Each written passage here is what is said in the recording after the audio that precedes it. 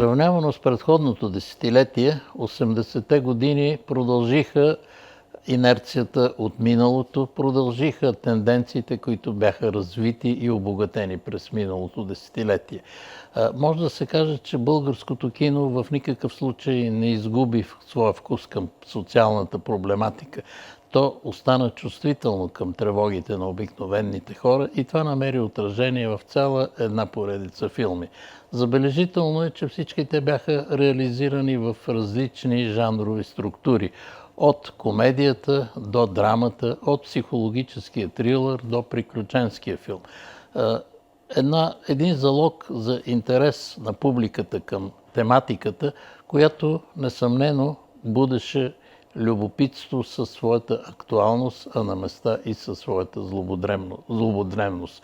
Българските кинематографисти не се отказаха да ровят в сенчестите страни на нашия живот, показвайки всичко това, което спира развитието, всичко това, което пречи на нацията да се реализира като една инстанция, даваща възможност на хората за всестранно развитие. Цяла една поредица филми от началото на 80-те години потвърди тази тенденция в развитието на българското кино. Достатъчно е да спомена само няколко заглавия. Царска пиеса, Златната река, Елегия. Все филми, които в началото на 80-те години бяха във върха на всички класации по отношение интереса на публиката. Но голямата сензация на десетилетието беше излизането на един филм, който вървеше в същата посока на търсене. Филмът се казва "Една жена на 33", реализиран от режисьора Христо Христов по сценарий на Боян Папазов. Този филм по един любопитен начин навлезе в дълбините на нашия съвременен живот и предизвика множество тълкования, предизвика множество реакции, кулминация на които беше една скандална статия във вестник "Работническо дело" от 1982 година. Една статия, която разгроми този филм. Не просто го оплю, не просто го обяви за филм, който изкривява нашата действителност, но с тази статия беше направен опит за покушение върху най-любопитните търсения в българското кино през тези години. Стой, бе. Чакай да видя къде го оставих. Аз тук нещо нахвърлих.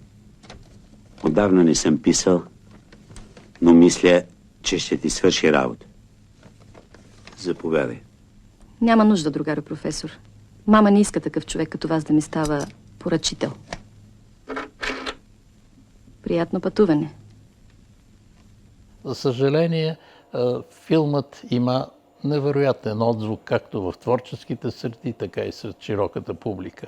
Обикновените хора приеха патоса на филма, приеха неговия критичен анализ на реалността, в която се подвизават хора с съмнителен морал, хора, които се опитват по всячески начин да наложат диктатурата на един определен личен вкус.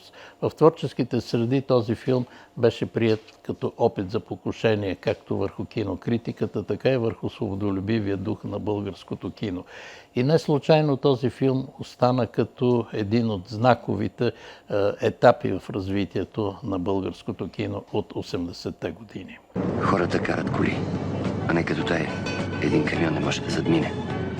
С тая барака само багажа караш от гарата до центъра и пияни цигани вечер до Филиповци. Без кола съм за никъде. Веднъж да участвам на рали. Нема начин да не се класирам. Да ме забележат и после чао.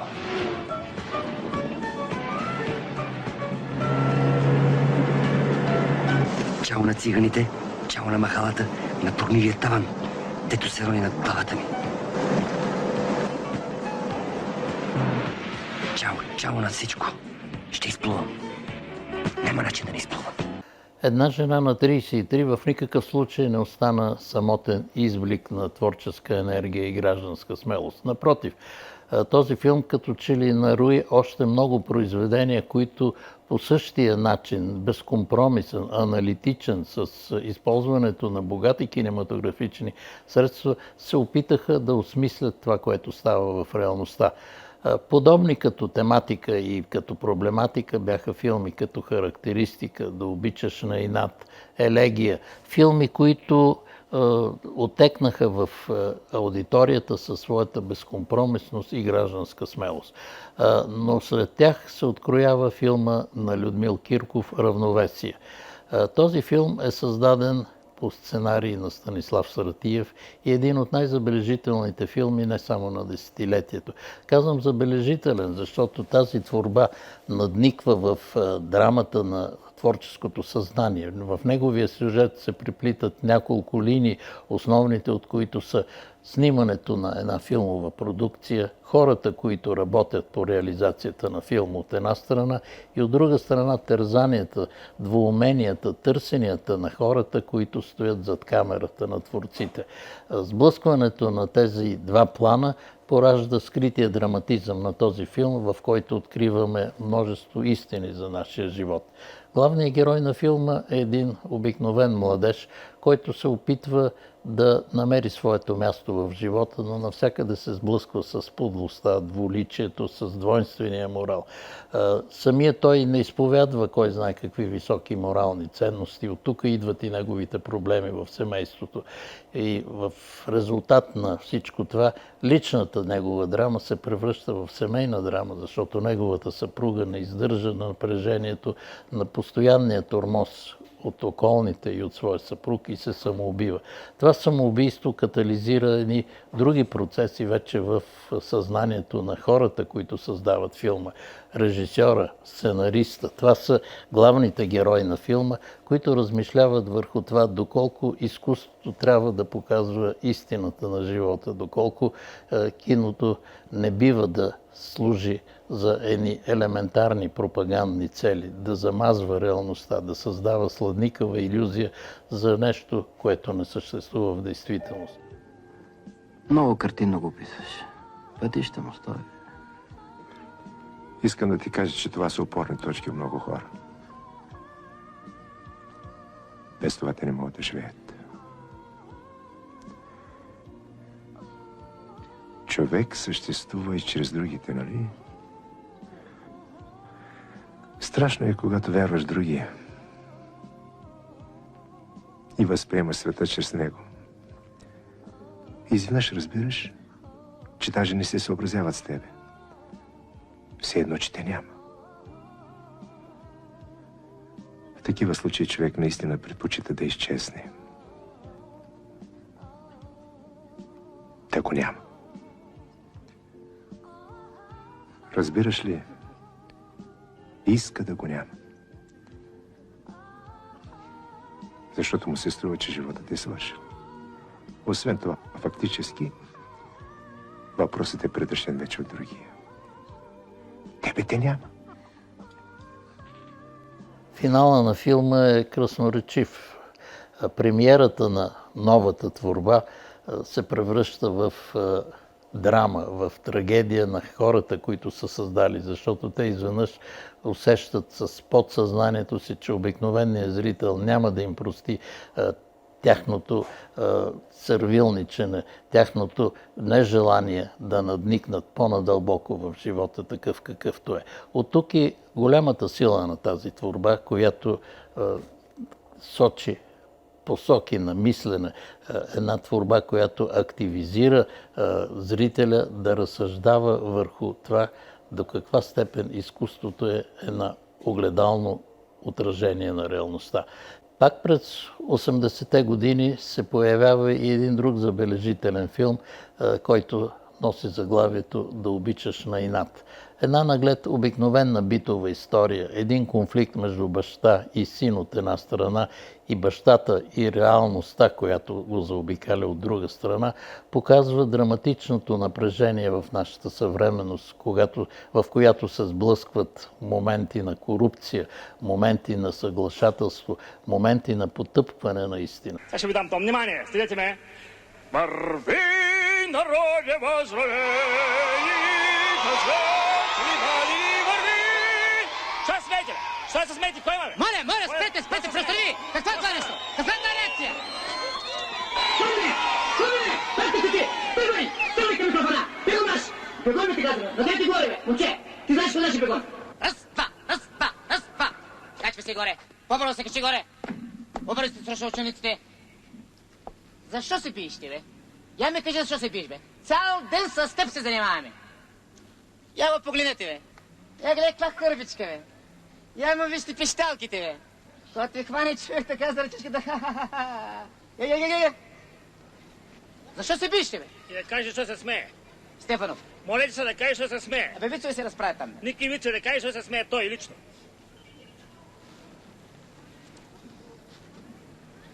Що се смееш? За нищо. Кой се смее за нищо, бе? Ти знаеш кой се смее за нищо? Лудите, бе! Ти за това ли се смееш? Марш да строя. Не, Тръгвай да кажеш, в строя. кажеш, що се смее, тук да кажеш, що се смее. Тук да кажеш. Що се смееш?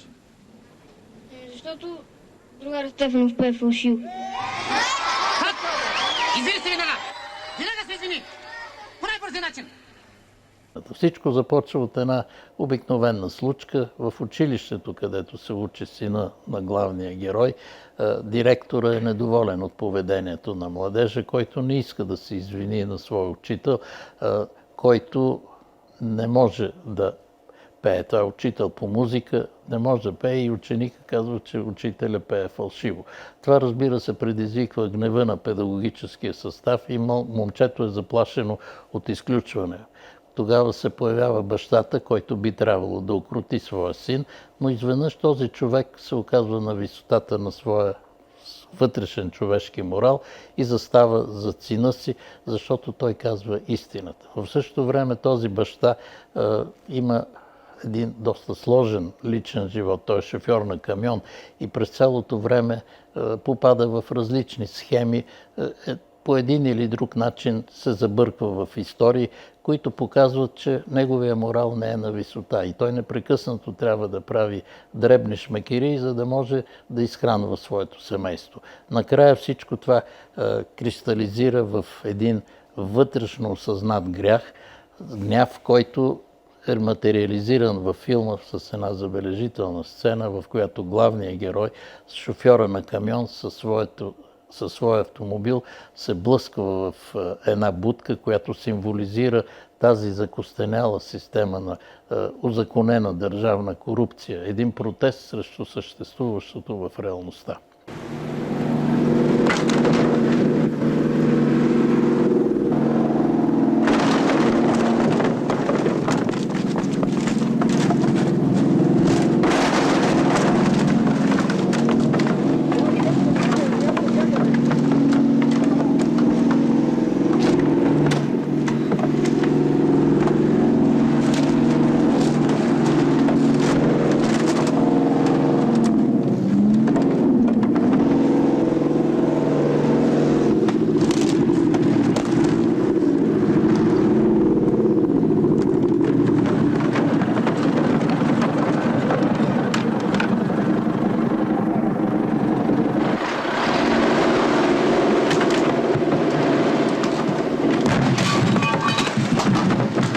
Пак към тези злободневни проблеми е насочен и друг забележителен филм от тези години, филма на Иван Андонов «Вчера».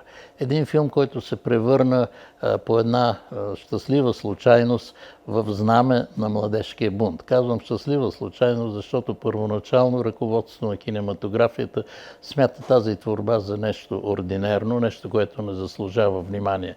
Но премиерата на филма се превръща в манифестация на този неспокоен младежки дух, който се бунтува срещу всичко, което в това общество се опитва да нивелира неща, които са свързани с морала, с честта, с достоинството. Действието на филма се развива в едно училище, където стават най-различни обстоятелства, стават най-различни неща, които провокират младите хора да заемат позиция. Не случайно училището е елитно училище. В него се учат деца на високопоставени държавни чиновници. Именно тези деца са, които първи застават на страната на правдата. Те първи повдигат въпроса за морала, за общността, за това, че младият човек трябва да бъде верен на своите идеали. И финалната сцена на този филм, една забележителна песен, която се превръща в лайтмотив на това младежко недоволство, което набираше инерция в средата на 80-те години. She loves you, yeah, yeah, yeah. She loves you, yeah, yeah, yeah. She loves you, yeah, yeah, yeah. She loves you, yeah, yeah, yeah. She loves you, yeah, yeah, yeah.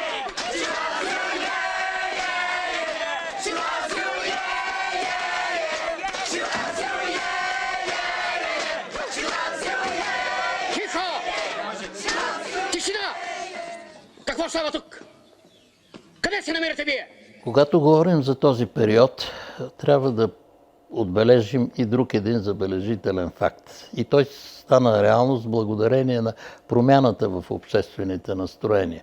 Една промяна, която е свързана с това, което наричаме перестройка. Едно явление, което беше привнесено в нашата страна от Съветския съюз, където бяха започнали процеси на преосмислене на съществуващата система. В края на 80-те години вече се появиха и филми, в които недалечното минало се анализираше през призмата на личните човешки драми. Георги Дилгеров направи Лагера, Иван Ничев направи Иван и Александър 1952. Все филми, които надникнаха в сложната ситуация, когато в страната господства култа на личността, когато се репресират честни хора, когато се потъпкват морални принципи и в същото време се сблъскват гледни точки на различни поколения, в този сблъсък много ясно се показва силата на морала, който носят младите. Младите, които безкомпромисно оценяват миналото и съдят за него по запазените човешки стойности, по запазения морал, който позволява на обикновения човек да преодолее всичко това, което тормози неговото индивидуално развитие. В този смисъл 80-те години са изключително благоприятен период в развитието на българското кино, когато бяха създадени произведения с художествени стойности, които и днеска респектират със своето богатство, със своята оригиналност.